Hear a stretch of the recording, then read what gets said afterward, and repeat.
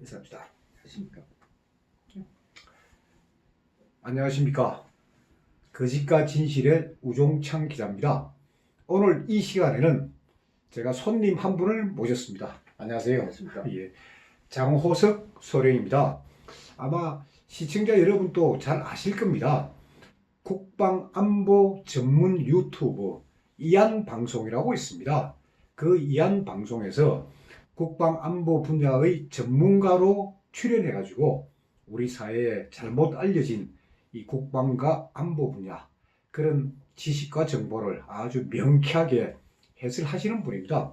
그래서 오늘 제가 이 장호석 소령을 이 미아리 이 스튜디오까지 모신 이유는 결국 대한민국 현 정세입니다.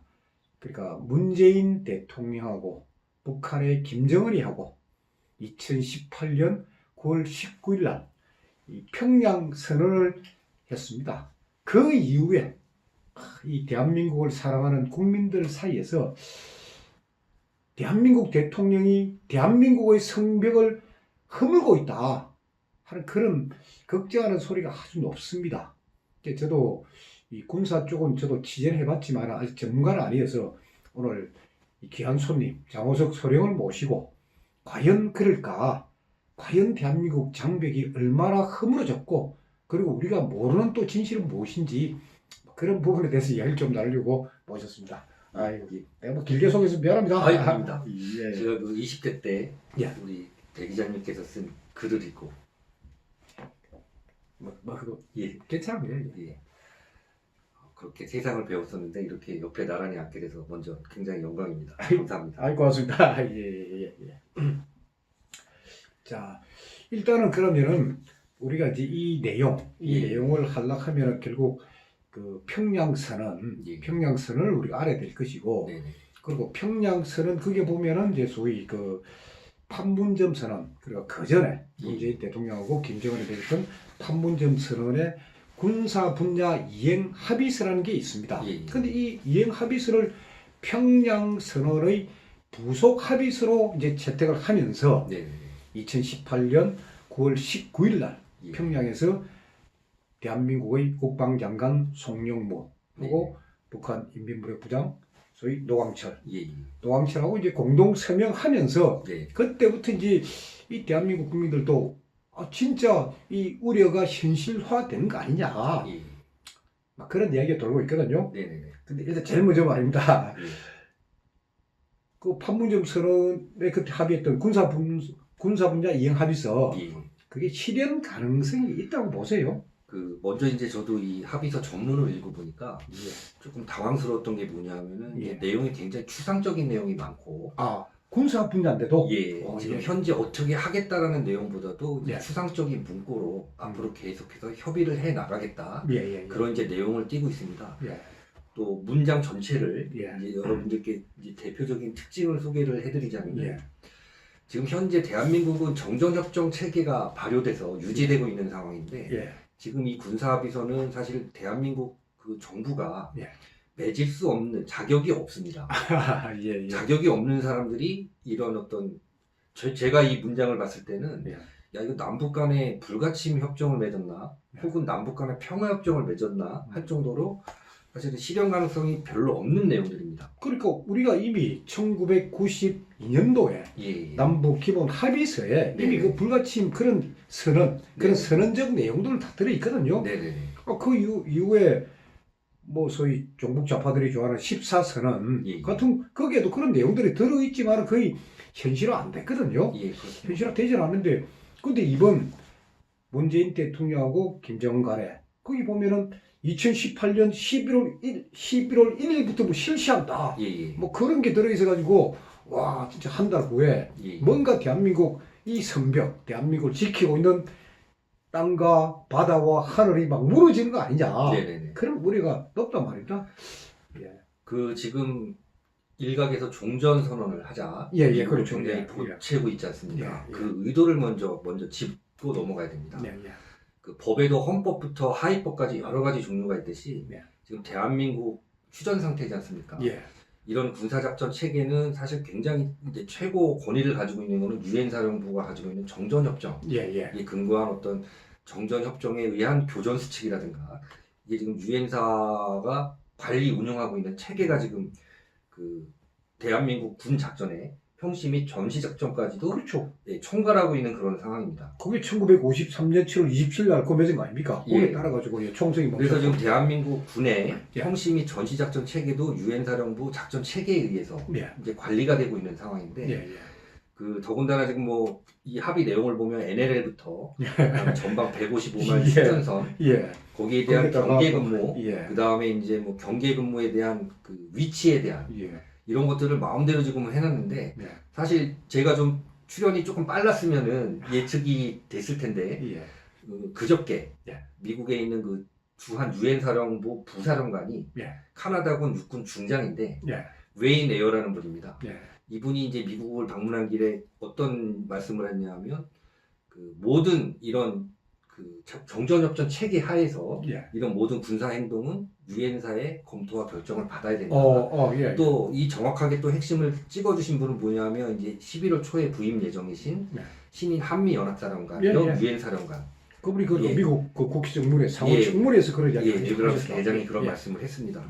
그렇다면은 현재 이런 유사 불가침 협정 내지는 유사 평화 협정인데 유사 사입이 사입입니다. 제가 볼 때는 왜냐하면 당사자로서의 자격이 없어요. 그 조금 이제 거슬러 올라가게 되면 6.25 당시에 우리 이승만 대통령께서 당시 우리 대한민국이 워낙 그 가난했고 군사 자원 자체가 없었기 때문에 지금은 이제 뭐 정치인들이 전시평시 이렇게 말을 나눴지만 당시에는 군 작전권 자체를 미군에게 이양을 한 상태였습니다. 아니 6.25 전쟁 당시는 우리는 소위 지도도 없었습니다. 그랬습니다. 지도가 없어가지고 결국 미군한테 얻어가지고 군사 지도가 없어가지고 사실은 이제 군 전쟁을 수행하는 가장 중요한 역량이 군수인데 군수라는 것 자체가 이제 국가의 경제력 아니겠습니까? 그렇죠. 경제력 자체가 없던 상황이었기 때문에 탱크도 없고 그때 뭐 비행 전투기도 없고 진짜 무기도 비약하고 그런 상황에서 또 이승만 대통령께서는 휴전을 또 극렬하게 반대를 하셨어요. 그래서 우리는 당시 휴전협정 당사자가 아닙니다. 그렇기 때문에 당시 휴전협정의 당사자였던 유엔군 사령부를 대표했던 미군 장성들과 그 다음에 북괴, 중공 이렇게 참가를 했었기 때문에 그 현재 그 법률적 근거로선 국제법도 마찬가지고 그 유엔 사령부가 이런 권한을 가지고 있습니다. 근데 이런 상황에서 왜 정치인들이 이런 유사 평화협정이나 유사 불가침 협정을 맺었는지는 이제 여러분들이 아마 좀 짐작을 해보셔야 됩니다. 그러니까 소위 문재인 대통령이 나름대로의 희망사항을 먼저 이렇게 만들어가지고 한번 던져놓은 거 아니겠습니까? 그러면 그러니까 지금 장호석 소리 얘기를 딱 들어보니까 그러니까 문재인 대통령 김정은이 아무리 뭐 합의를 하든 선언을 하든 서명을 하든 그게 연합사령부 그쪽에서 다 권한을 하고 있으니까 그게 작전 권한권이죠. 그렇습니다. 그러니까 이제 정확하게 설명을 드리자면 지금 그 NLL을 연해서 휴전선 155마일에 이르는 모든 대한민국의 육해공군 그 작전 지역은 유엔 사령부가 관할권을 가지고 있고 작전 관할권이라고 합니다. 대한민국 육해공군은 유엔사의 이름에 의한 관리권을 행사하고 있는 상황입니다. 근데 우리 군이 이런 식으로 합의를 해서 이게 만약에 일부 유효성을 인정받더라도 우리 스스로가 관리권을 포기하는 걸로 인식을 할 우려가 큽니다. 그러니까 다시 말씀드려서 지금 뭐 NLL을 연해서 평화지대 그래서 이제 대폭 후퇴하는 이런 안이 나왔는데 이거는 이제 문재인 씨 생각이고 그 작전 관할하는 유엔 사령부 입장에서는 한국군이 이 관리권을 포기하면 우리가 한국군이 아닌 미군이나 다른 나라 선박을 집어넣어서 NLL을 유지하겠다라는 그런 판단도 가져올 수 있는 그런 행동입니다. 그러면은 송영무 국방장관은 뭐 해군 출신이고 아니 군 출신인데 그럼 당연히 그 민간 대통령한테 이걸 하면 안 됩니다라고 해야지 왜 자기가 그 노광철이하고 그 사인을 하고 말입니다. 그래서 일각에서는 아니 송영무 장관을 고발해야 된다 뭐 그런 말까지 나돌던데 그 군사작전에서는 이제 뭐 지금 군사합의서를 보면 뭐 해안선이 등장하고 여러 가지 뭐 등면적이 나오는데 군사작전에서는 선입니다. 선.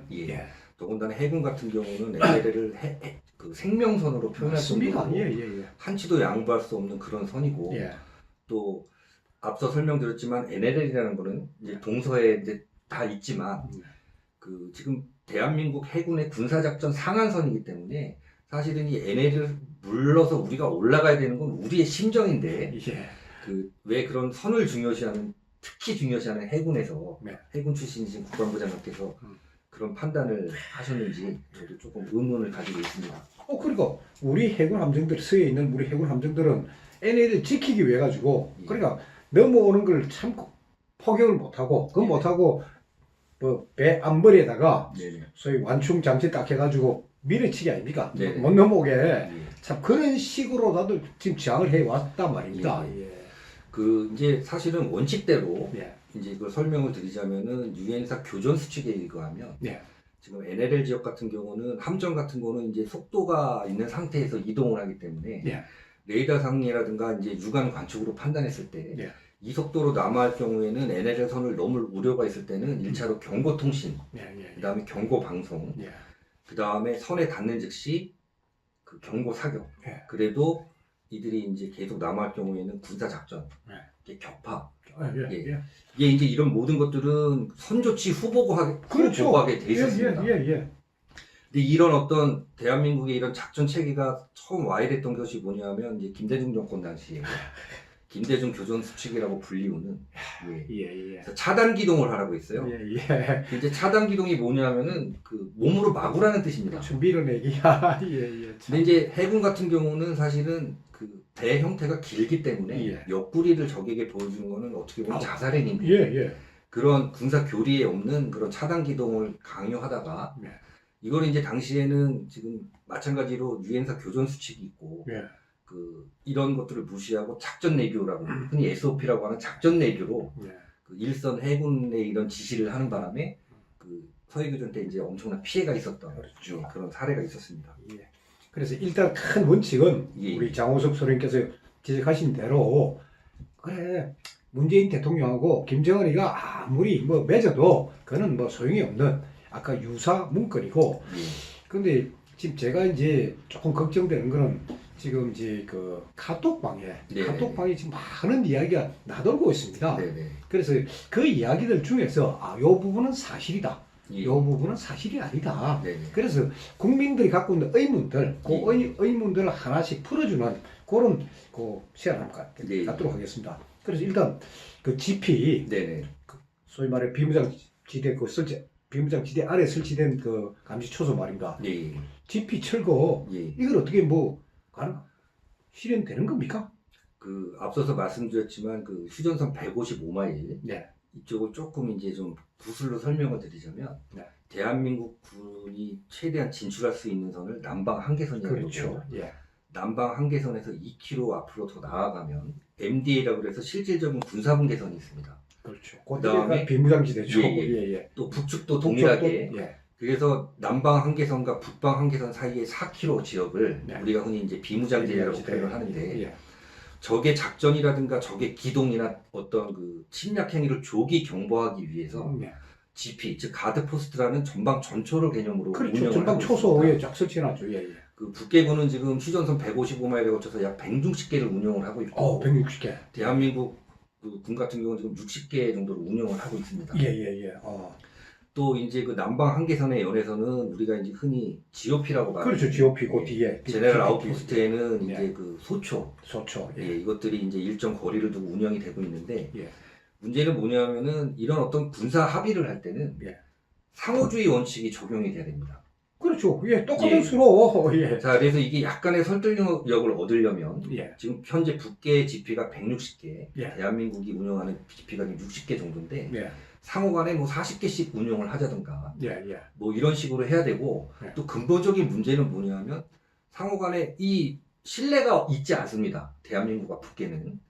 그러면서 솔직히 이제 40개로 좋다 상호간에 운영을 했으면 서로 확인해야 될 거 아닙니까? 가서. 그렇습니다. 확인이 되지. 확인 안 하고 뭐 말로 하면 소용이 없는 거 아닙니까? 그래서 지금 가장 중요한 문제는 이제 북계가 휴전 이후에 지금까지 여러분들 아시는 것만 해도 수천 건의 도발 그런 행위가 있었기 때문에 신뢰관계가 전혀 구축되지 않은 상황에서 상호주의 원칙도 적용되지 않았고 또 싸우는 당사자끼리 합의를 한 겁니다. 원래는 이런 군축이라든가 어떤 이런 그 부대 배치 이런 것들을 상호간에 이제 합의를 할 경우에는 그 약속을 어기지 않았을 때 강력한 페널티를 줄 수 있는 중재자가 있어야 됩니다. 그렇죠. 예. 근데 이거는 지금 중재자도 없고 레프리 감독이 있으면서 상호주의 원칙도 적용되지 않았습니다. 예. 그래서 더군다나 이제 문제점은 뭐냐면 대한민국의 GP, GOP 다 좋습니다. 근데 이런 모든 그 전방 전초라든가 전방 소초는 그 대한민국 그 작전 계획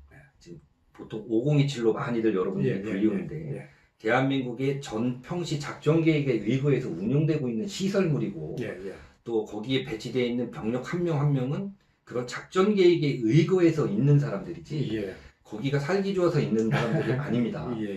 그렇다면 이 모든 것들이 대한민국 독단적으로 결정할 문제가 아니라 지금 대한민국의 어떤 이 안보 최전선의 상위 작전 규칙을 행사하고 있는 유엔 사령부와 협의할 내용인데 그 지금 이제 엊그저께 발표진 바에 의하면은 지금 우리 국방부하고 유엔 사령부하고 약 50여 차례 협의를 했다고는 내용이 나왔습니다. 근데 협의를 50차례 했는데 결과는 없죠. 아니면은 이제 사실은 그럼 결국은 뭐 GP는 말로만 한번 나왔을 따름이지 아직 GP의 철거가 현실화될 가능성은 없다는 제가 볼 때는 없습니다. 오케이, 알겠습니다. 그리고 또 지금 휴전선 일대에서 지뢰 한 방 터트린 걸로 지금 보도가 돼 있거든요. 그래서 지금 지뢰 제거를 한다. 우리가 그 지뢰 없는 선에서 이제 그 GP까지 들어가고 했는데 그 양쪽 넓혀가지고 지뢰를 제거하겠다는데 근데 제가 이거 군사 분야 이행 합의서를 아무리 봐도 지뢰 제거 그런 건 없단 말입니다.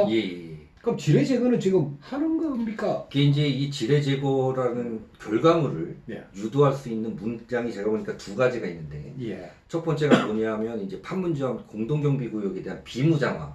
비무장화. 그 다음에 이제 두 번째가 뭐냐면은 이제 그 6.25 당시에 그 실종자 시신 수색 문제가 있지 않습니까? 전사자 유해 발굴 사업을 위한 사전 조치로서의 어떤 지뢰 작업 개념입니다.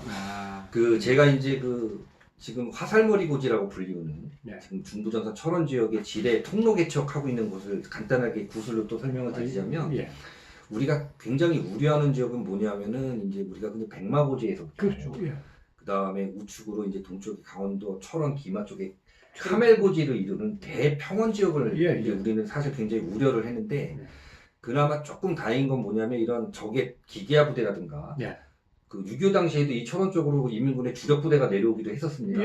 근데 여기를 개방하는 건 아니고 백마고지 좌측에 있는 화살머리 고지라고 해서 거기가 이제 주요 감제 고지는 됩니다.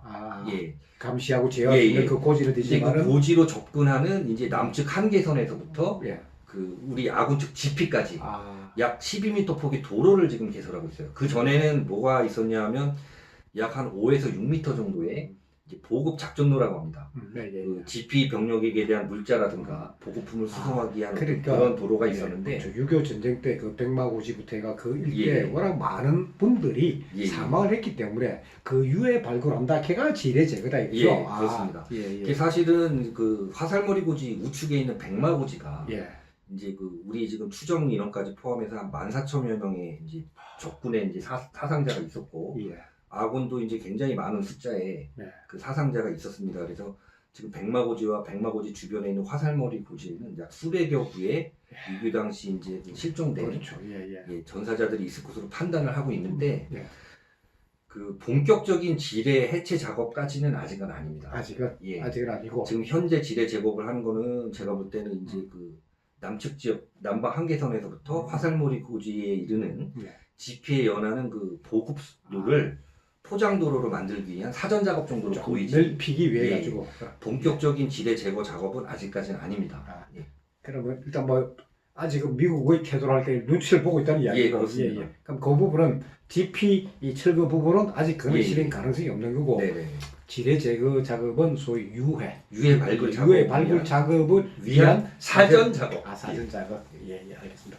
그리고 탱크 방어벽. 그러니까 우리가 이제 소위 어딥니까 전방쪽으로 가려고 하면 꼭 탱크 방어벽이 곳곳에 설치가 있거든요. 근데 그거 지금 없애고 있다고 하던데 그건 어떻게? 그 이제 흔히 탱크 방어벽을 폐지하라는 그 내용은 없단 말입니다. 그렇습니다. 이 대전차 장애물 같은 경우도 이 탱크 방어벽이라고 말씀하시는 게 정확한 용어는 대전차 장애물. 그렇죠. 이 장애물이라는 용어 자체가 그 군사학에서는 적의 전진 시간을 지연시키는 그렇죠. 예, 기능을 가지고 있는 겁니다.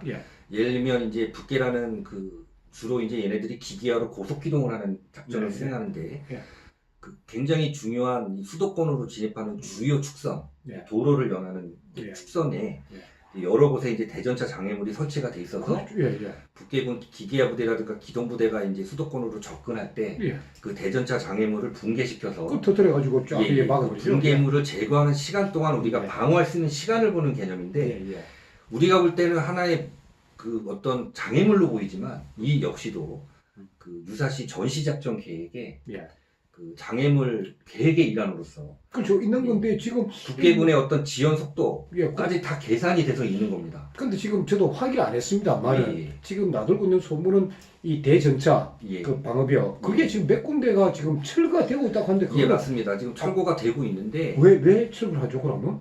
이게 처음 소요 제기가 됐던 거는 뭐냐면 이제 지자체 단체에 또 이것로 인해서 교통 정체가 발생하고 미관상 좋지 않다는 말도 안 되는 이유예요. 그러니까 북한 쪽이 요구를 한 게 아니고 지방자치단체에서 교통 소위 말하니까 정체가 발생하고 미관상 좋지 않다. 그래서 지방자치단체에서 스스로 철거하고 있다는 그런 이야기입니다. 근데 물론 이게 이제 우리 군이 전혀 모르쇠로 일관하고 있는 건 아니고 이 역시도 이제 전시작전 계획에 이거한 주요 이제 작전 개념에 의해서 설치가 돼 있는 거기 때문에 제가 볼 때는 유엔사하고 협의는 했을 걸로 보입니다. 근데 이제 다만 유엔사 쪽에서 뭐라고 반응을 보였는지에 대해서는 이제 아직까지 제가 말씀드릴 만한 자료를 아직 입수하지 못했고요.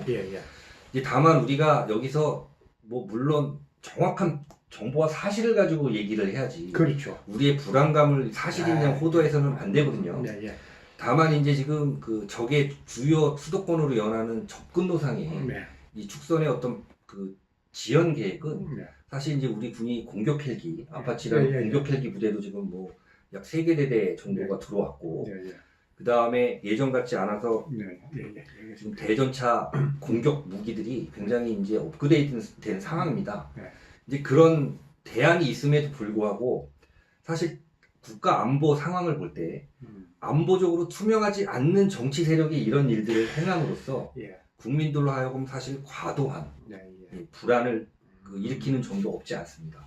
알겠습니다. 그러면 그 대전차 그 장애물 그 문제는 결국은 그 남과 북의 어떤 관계가 아니고 그냥 지방자치제 선에서 한다니까 그렇게 알고.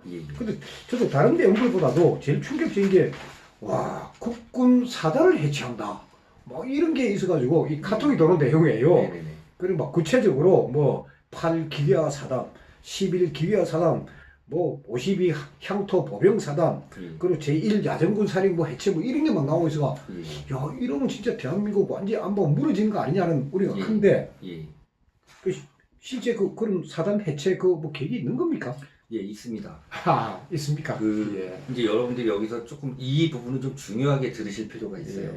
그럼 대한민국 지금 군 편제는 이제 그 세계 야전군 사령부 하에 흔히 삼각 편제라고 이르는 1군, 2군, 3군이죠 우리가. 그것도 그렇지만은 보통 이제 그 전투를 보통 단위를 이룬 군단이나 사단들이 보통 세계 연대 혹은 세계 사단으로 이루어져 있는 게 보통입니다. 근데 지금 이런 편제는 사실은 6.25 전쟁 이후에 한국군 입장에서는 한 번도 바뀐 적이 없는 그런 편제입니다. 근데 이제 그 90년대 말부터 미군들이 미래형 사단 개념으로 해서 삼각 편제가 아니라 사실은 이제 여러분들이 알고 계시는 연대 개념입니다. 그 독자적인 전투를 수행할 수 있는 최소한의 전투단 개념입니다.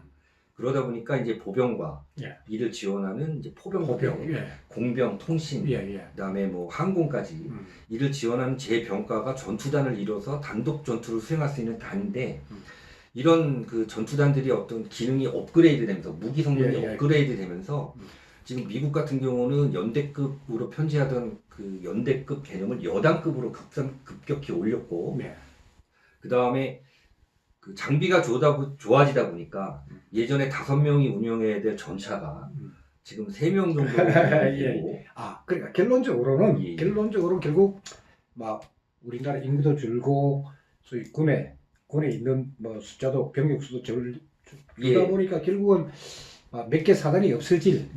정확하게 말씀은 이제 핵심은 그건데 우리도 이제 어떤 무기 체제가 지금 계속 업그레이드 되면서 예전 같은 그런 완전 편성된 인원이 예. 사실은 소요가 그만큼 필요가 없어도 좋지만 예. 가장 중요한 문제는 이제 90년대부터 태어난 병력 자원이라고 말하는 출산율이 급감하면서부터 이 일이 시작이 된 겁니다. 지금 여러분들 아시다시피 대한민국 그 육군 같은 경우 지상군은 해병대 병력을 포함해서 50개 사단을 가지고 있는데 그 여러분들이 생각하는 이런 전투 편제가 인구가 급감하면서 따라서 더 이상 유효한 편제로 남아 있을 수가 없게 됐습니다.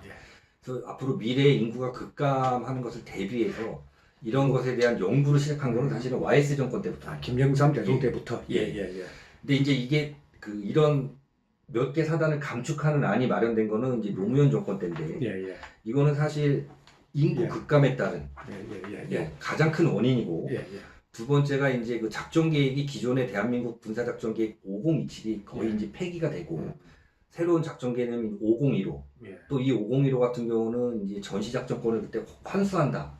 이러면서 이제 그 가속을 내기 시작한 작전 계획인데 아직 완성되지는 않았습니다만은 기존의 이제 전투 편제를 유지하기가 어려운 그런 어떤 기능적 그 다음에 이제 구성적 이유 때문에 이게 사실은 미리 계획이 돼 있었던 겁니다. 근데 이제 핵심이 뭐냐면 이런 어떤 군의 그 이게 불가항력적인 고민이 이런 국방 안보적으로 불투명한 정권 하에서 이루어지니까 많은 국민들이 불안해하죠.